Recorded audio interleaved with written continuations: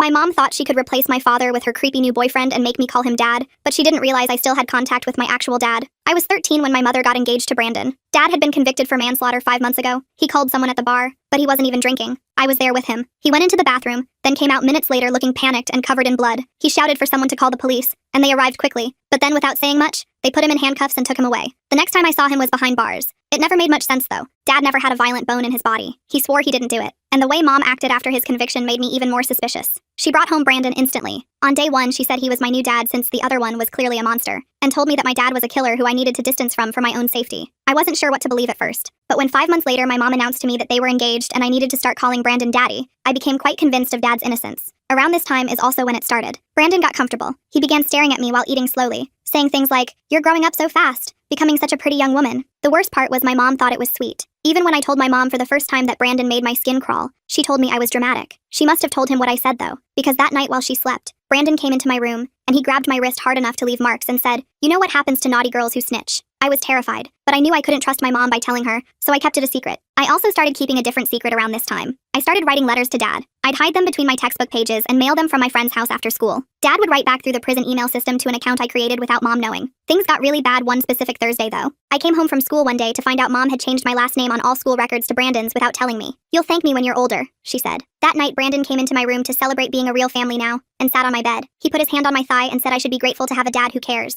I pushed him off and locked myself in the bathroom until he left. I remember writing to Dad about that incident. The letter I got back from him was on real paper this time, and parts of it were damp and see-through, almost as if he had cried while writing it. That almost broke me. But luckily there was one thing I looked forward to, the chance to see him. His birthday was coming up, and I remember enthusiastically asking Mom if I could visit him. I told her I knew she didn't like him, but it was his birthday, just today, and for a few minutes. "Please," I said. But of course I got told no. Actually, I got told something even worse. Mom said we couldn't go because that exact weekend Brandon coincidentally had car show tickets and expected us all to go together. He specifically requested us to have adjoining hotel rooms. When I told them I'd rather visit Dad, Mom exploded. "He's a killer! You're not visiting a murderer!" When I said, "He's innocent and he's still my dad," Brandon backhanded me across the face while Mom watched. She said nothing. I was forced to go with them that weekend, and while I was sleeping, the worst happened. Brandon snuck in, he was drunk, and this time he didn't restrain himself to just a thigh grab. His hand went all the way. I had never felt so disgusting and humiliated. I remember traveling home broken. And to make matters even worse, the week we came home, my mom found the hidden letters from Dad I had been hiding. She burned them in the backyard, and as punishment for communicating with him, she took my bedroom door off its hinges for monitoring. Of course, Brandon took this as an opportunity. He would stand in the doorway at night watching me sleep. I remember that was a real breaking point of mine. I remember sneaking off into the school library past hours the next day to email DDA. I must have sent an hour-long email that made no sense because I just rambled about everything. I didn't know what I expected, if I even wanted anything because I was so numb. But then 2 weeks later, I got a reply from him. It was lengthy, super lengthy, telling me all the right things and how everything was going to be okay. But there was one thing that stuck out. "Did you check where I said?" I became confused. Check where? I started going through every single email he had ever sent me, and that's when I found it. In one of the more recent emails, Dad had told me to go up to the attic and behind the radiator. I remember reading that email the day after asking my mom if I could go visit him. I think I was too heartbroken to read thoroughly, and somehow missed it. Either way, I made a big-time mental note of what Dad said, and waited until Mom and Brandon went on date night. That happened next week. My hands shook climbing into the attic with a flashlight, and behind the radiator, I found a plastic-wrapped journal. I opened it to the marked page Dad told me to. It was dated weeks before Dad's arrest, and in Dad's handwriting it said, "It's been a few weeks since I caught Lauren and Brandon sneaking off into the bar. I don't know how to confront her." I was shocked, taken aback, and that's when I heard the sound of a car pulling into the driveway that made my blood run cold. They were back early. The restaurant must have been too crowded, or maybe they'd had a fight. I could hear car doors slamming and Mom's heels clicking on the walkway. My heart pounded as I clutched the journal to my chest, knowing I had only seconds to decide what to do. I heard Brandon's heavy footsteps on the stairs, each creak of the old wood sending a jolt through my chest. My hands were shaking so bad I almost dropped the flashlight, its beam dancing wildly across the dusty attic floorboards. I shoved the journal under my shirt, the leather cover cold against my skin, and scrambled toward the attic opening, but I was too slow. Brandon's head appeared through the hole just as I reached the ladder, his dark eyes immediately locking onto mine. He stared at me for a long moment, his expression unreadable in the dim light. Then he climbed up the rest of the way, his broad shoulders barely fitting through the opening. I backed up against the wall, feeling the rough wood press into my spine, the journal pressing against my stomach under my shirt. He looked around the attic slowly, deliberately, taking in the disturbed dust that hung in the air like tiny ghosts, the moved boxes near the radiator where I'd found Dad's hidden things. He asked what I was doing up here, his voice calm, but with an edge that made my skin crawl. I told him I was looking for my old stuffed animals from when I was little, trying to keep my voice steady. He didn't believe me. I could see it in the way his jaw tightened, the way his hands flexed at his sides. He stepped closer, and I could smell the wine on his breath from dinner, mixed with his cologne that Mom said was expensive but always made me feel sick. He said I was a terrible liar, just like my father. The words hit me like a slap. Then he grabbed my arm, his fingers digging in hard enough to bruise, and yanked me toward the ladder. I had to use my other hand to keep the journal from falling out of my shirt, pressing it tight against my body. Mom was waiting at the bottom of the ladder, her arms crossed and foot tapping impatiently. She looked annoyed, asking why I was sneaking around like some kind of thief in my own house. Brandon told her I was probably hiding something, his hand still gripping my arm possessively. He suggested they search my room, and I saw a flash of something dark in his eyes. I panicked and said I just wanted to find my old teddy bear because I couldn't sleep without my door. The words tumbled out too fast, too desperate. Mom rolled her eyes but seemed to buy it, probably because she was tired and didn't want to deal with more drama. That night I waited until I heard them both snoring, Brandon's deep rumble mixing with Mom's softer breathing. The house settled into its nighttime creaks and groans as I carefully hid the journal inside my pillowcase, feeling the corners dig into my cheek when I lay down. I couldn't risk reading more with Brandon checking on me every hour, his shadow appearing in my doorway like clockwork. The next morning was Saturday. Mom made pancakes like nothing had happened, humming off-key to some song on the radio. The normalcy of it made my stomach turn. Brandon kept staring at me across the table, his eyes following every movement as I pushed food around my plate. I excused myself to use the bathroom and took the journal with me, hiding it in the tank of the toilet wrapped in a plastic bag I found under the sink. The water was cold on my arms as I carefully placed it inside. At school on Monday, I snuck into the computer lab during lunch, telling my friends I had to finish an assignment. The room was empty except for the hum of old computers and the tick of the wall clock. I started taking photos of each page of the journal with my phone, angling it to avoid the glare from the fluorescent lights. My hands were still shaking, making some photos blurry. The entries went back years, Dad's familiar handwriting becoming more frantic as time went on. Dad wrote about his suspicions, about seeing Brandon's car at weird hours parked down the street, about Mom acting strange and distant. One entry mentioned finding a receipt for a motel in Mom's purse when he was looking for gum. Another talked about Brandon showing up at the bar during Dad's shifts, always watching from a corner booth, always lurking like a predator studying its prey. I uploaded everything to a cloud account I made with a fake name, my heart pounding as the progress bar slowly filled. Then I deleted the photos from my phone, checking twice to make sure they were really gone. I knew Brandon might check it. He'd been going through my things more lately. When I got home that day, he was waiting in my room, sitting on my bed like he owned the place. He'd gone through everything. My drawers were dumped out, clothes scattered across the floor like fallen leaves. My mattress was flipped, the box spring exposed. Even my old jewelry box was emptied, cheap necklaces and friendship bracelets tangled together. He asked where it was, his voice dangerously quiet. I played dumb, asking what he was talking about, trying to look confused instead of terrified. He grabbed my shoulders and shook me hard, my teeth clicking together. He said he knew I found something in the attic, that he wasn't stupid. Mom came home then, her keys jingling as she called out hello. She asked what was going on, surveying the destruction of my room with raised eyebrows. Brandon smoothly lied, his entire demeanor changing in an instant. He said he was helping me reorganize my messy room, that I'd asked for his help. He even smiled, that fake smile that never reached his eyes. She believed him like always, probably because it was easier than asking questions. That night at dinner, Brandon announced they were moving up the wedding. Instead of next year, it would be next month. He said he couldn't wait any longer to make our family official. Mom squealed with excitement, clapping her hands like a child. I felt sick, the chicken on my plate suddenly looking gray and unappetizing. Over the next few weeks, Brandon watched me constantly. He installed a camera in the hallway pointing at where my door used to be, the red light blinking at me like an evil eye. He started driving me to and from school, no more bus with my friends. He'd wait in the parking lot, engine running, watching everyone who talked to me. He took my phone at night, placing it on his nightstand where I couldn't reach it. But I kept working during the day. I printed pages from the journal at school and hid them in my locker, taping them behind old textbooks. I needed help but didn't know who to trust. My teachers seemed oblivious. My friends wouldn't understand. Then I remembered Uncle Henry. He was Dad's best friend since high school, the kind of guy who showed up to help without being asked. They'd been inseparable until Dad's arrest. Mom had banned him from contacting us after that, saying he was a bad influence, that he enabled Dad's violent tendencies. But I knew that was a lie. Uncle Henry was a good man who smelled like sawdust, and always had butterscotch candies in his pocket. He worked construction, and had 3 kids of his own, twin boys and a little girl who called me her big cousin. I found his number in an old address book Mom had forgotten about in the kitchen junk drawer, buried under expired coupons and dead batteries. I called him from the payphone outside school during PE class, the metal cold against my ear. I told the teacher I felt sick and needed air, clutching my stomach for effect. Uncle Henry answered on the 3rd ring, his gruff voice softening when I said who I was. I talked fast, words tumbling over each other, telling him I needed help, that Dad was innocent, that I had proof. He told me to slow down, to breathe. Then he said to meet him at the public library after school the next day. He'd tell my mom he saw me walking and offered a ride if she asked. His voice was steady, reassuring, and for the first time in weeks, I felt like maybe things would be okay. Brandon was suspicious when I said I was staying late for a group project. He grilled me about who was in my group, what the project was about, which teacher assigned it. But my history teacher backed me up when he called to check, probably annoyed at being bothered during her planning period. I practically ran to the library, my backpack bouncing against my spine. Uncle Henry was waiting in the parking lot in his old pickup truck. The red paint faded but clean. He looked older than I remembered, with more gray in his beard and deeper lines around his eyes. I showed him photos of the journal entries on my phone, swiping through them quickly. His face got darker with each one, his knuckles white as he gripped the steering wheel. He said he always knew something was off about Dad's arrest. The story never made sense. Too many holes, too convenient. He asked if I still had the actual journal. I told him where I hid it, and he nodded approvingly. He said we needed more than just Dad's suspicions. We needed real evidence, witnesses, something concrete. He knew some people who worked at the bar that night. Maybe they saw something, remembered something the police didn't bother to ask about. Over the next 2 weeks, I met Uncle Henry at the library 3 more times. Each meeting felt like a spy movie, checking over my shoulder, taking different routes. He'd tracked down Edward, who was working security that night. Edward was a big guy with kind eyes who remembered everything. He remembered Brandon being there, which was weird because Brandon had told police he was home all evening watching TV. Edward said he saw Brandon go into the bathroom right before Dad, maybe 30 seconds. But Edward had been too scared to speak up after Dad got arrested so fast, afraid of getting involved, afraid of Brandon, who had connections everywhere. Uncle Henry also found Carolyn, who was bartending that night. She had curly red hair and a sharp memory for faces. She said Brandon had been coming around for weeks before the incident, always asking about Dad's schedule, pretending to be friendly. She thought it was strange but didn't think much of it at the time. People asked about regulars all the time. She remembered Brandon ordering a drink that night, a whiskey neat, then disappearing for a while before the body was found. She'd been the one to call 911, her hands shaking so bad she could barely dial. The breakthrough came when Uncle Henry talked to Brian, who managed the bar. Brian was an older guy who'd run the place for 20 years. Brian mentioned they'd upgraded their security system a month before the incident. The police had only taken the main camera footage, but there was a backup system that recorded the hallway to the bathrooms. Brian still had those files on an old hard drive in his office. He'd forgotten about them until Uncle Henry asked, the drive gathering dust behind old liquor invoices. We met at Brian's house to watch the footage. His living room smelled like cigarettes and coffee. My stomach was in knots as Brian connected the drive to his laptop. The timestamp showed Brandon entering the bathroom at 9:47 p.m., walking casually like he had all the time in the world.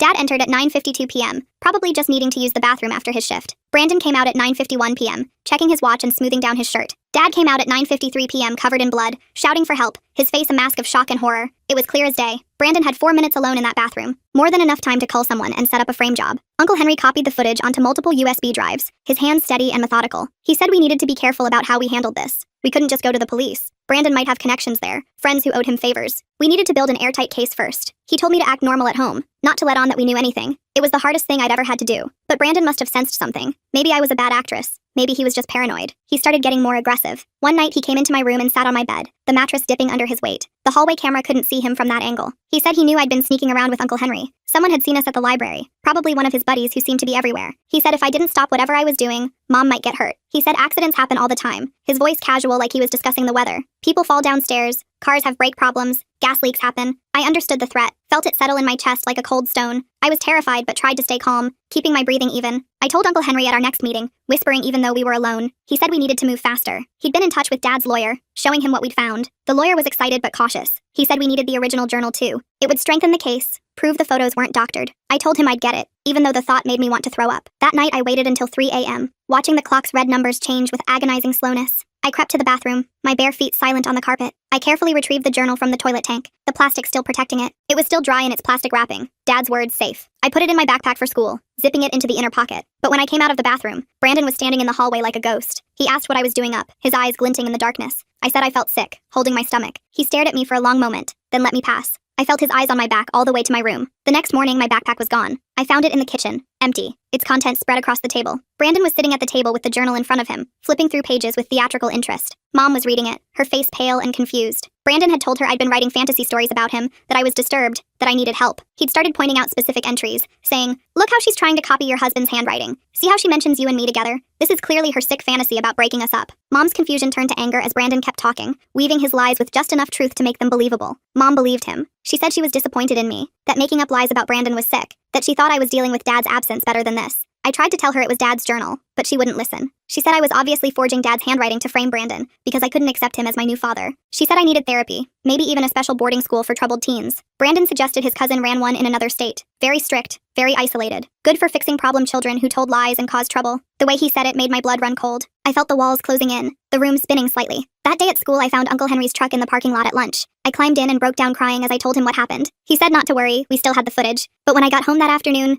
my phone was missing from my backpack. Brandon had it. He went through everything and found my cloud account, guessing the password after 3 tries. He made me watch as he deleted all the journal photos, his finger stabbing at the screen with vicious satisfaction. He said Uncle Henry's copies wouldn't matter without the original to verify them against. He said the photos could be faked, that any decent lawyer would argue they were doctored without the original journal to compare the handwriting. The bar footage was different. That was from an official security system with timestamps that could be verified. But handwriting in photos? Too easy to forge. That night, Mom told me I was leaving for boarding school on Monday. This special place would help me deal with my delusions about Brandon. She'd already called the school. They were expecting me. It was 1,000 miles away in the mountains. No phones allowed. No outside contact for the first 6 months to avoid negative influences. I realized this was Brandon's plan to shut me up for good, to make me disappear without actually calling me. I managed to slip out Saturday morning when Mom went grocery shopping and Brandon was in the shower. I could hear the water running as I eased open the front door. I ran to Ashley's house and used her phone to call Uncle Henry. Ashley's mom was at work and Ashley covered for me, bless her. I told him about the boarding school. He said to pack a bag and meet him at the library in an hour. But when I got back home, Brandon was waiting on the front steps, his hair still damp. He'd noticed I was gone. He dragged me inside by my hair, my scalp burning. Mom wasn't back yet. He threw me against the wall hard enough to knock a picture frame down and said I'd ruined everything. He said he'd worked too hard to let a bratty kid destroy his plans. He said Dad deserved to rot in prison, that he'd been planning this for months before that night at the bar. He said Mom was easy to manipulate, so desperate for attention after Dad started working 2 jobs to pay off the mortgage. I asked him why he called that man in the bathroom, needing to hear him say it.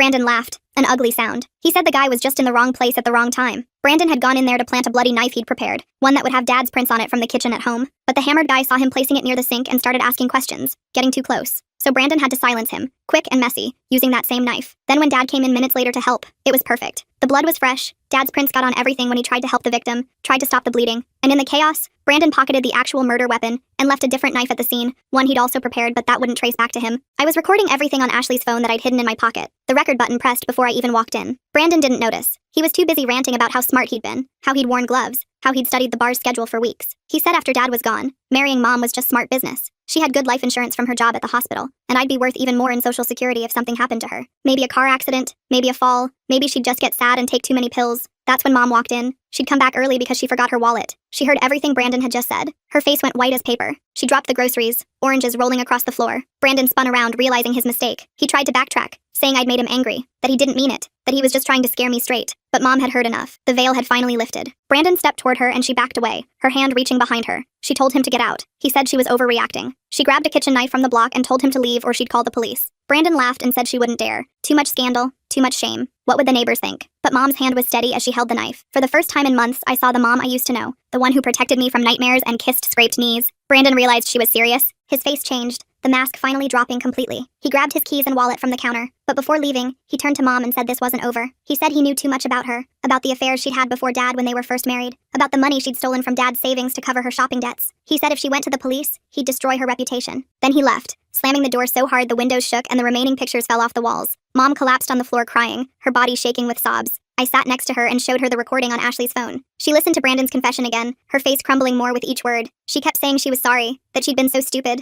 that she'd failed me and Dad both. I told her we needed to call the police now, but she was scared of Brandon's threats, scared of losing everything. I called Uncle Henry instead. He came over within minutes with the bar footage on a USB drive. We sat Mom down at the kitchen table and showed her everything. The journal entries I'd saved screenshots of, the security footage showing Brandon's movements, the witness statements he'd collected and had notarized. Mom threw up when she realized she'd been sleeping next to Dad's killer for months, that she'd been planning a wedding with him. She finally agreed to call the police. 2 detectives came to take our statements. They were professional but kind, offering Mom tissues and speaking gently to me. They listened to the recording of Brandon's confession multiple times. They watched the bar footage on our laptop. They took the journal as evidence, handling it carefully with gloved hands. One detective said they'd been having doubts about Dad's case anyway. The forensics had never quite added up, but the pressure to close the case had been intense. Brandon's confession filled in all the gaps. They put out an arrest warrant for Brandon that night, but he'd disappeared. His apartment was empty, cleaned out in a hurry. His car was gone. The police said not to worry, they'd find him. They put a patrol car outside our house just in case. Mom and I didn't sleep that night. We pushed the couch against the front door and sat in the living room with all the lights on, jumping at every sound. The next morning, Uncle Henry called. He'd heard from his construction buddies that Brandon had been spotted at a motel 2 towns over,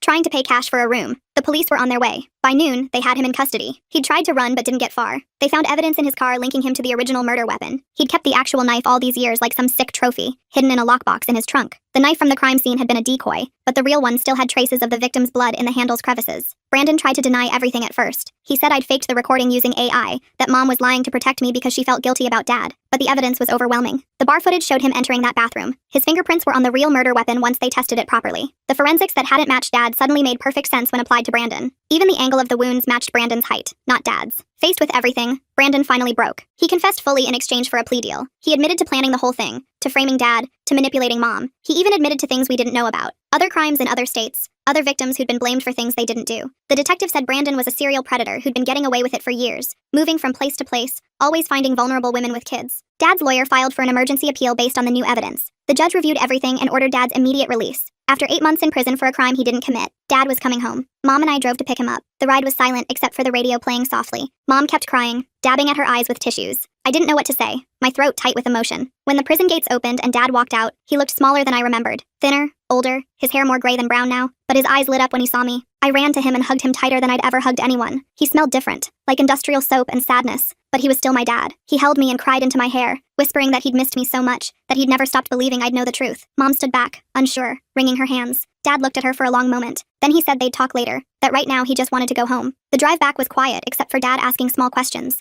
How was school? Had I grown taller? Was my favorite restaurant still open? Normal Dad questions that felt anything but normal after everything we'd been through. We got home and Dad just stood in the doorway for a minute, looking around like he was memorizing everything. The house looked different without Brandon's stuff everywhere. Mom had thrown out anything he'd touched, leaving weird empty spaces on shelves and walls. Dad walked through each room slowly, running his fingers over furniture, picking up picture frames that Mom hadn't gotten around to replacing yet. That first night was awkward as hell. Dad slept on the couch even though Mom offered him their old bedroom. I heard him moving around at 3 a.m., probably couldn't sleep after months in a cell. I found him in the kitchen making coffee with shaking hands. We sat at the table in silence until he finally asked if I was okay. Really okay. I told him about Brandon, about everything. He listened without interrupting, his jaw getting tighter with each detail. When I finished, he said he was sorry he couldn't protect me. I told him it wasn't his fault. The next few days were a blur of lawyers and paperwork. Dad's lawyer was working on getting his record completely cleared, not just overturned. There was talk of compensation for wrongful imprisonment, but Dad said he didn't care about money. He just wanted his life back. Mom kept trying to talk to him, following him around the house, but he wasn't ready. He'd answer her questions with one word and find excuses to leave the room. Brandon's trial date was set for 6 months out. The prosecutor said with his confession and all our evidence, he'd probably get life without parole.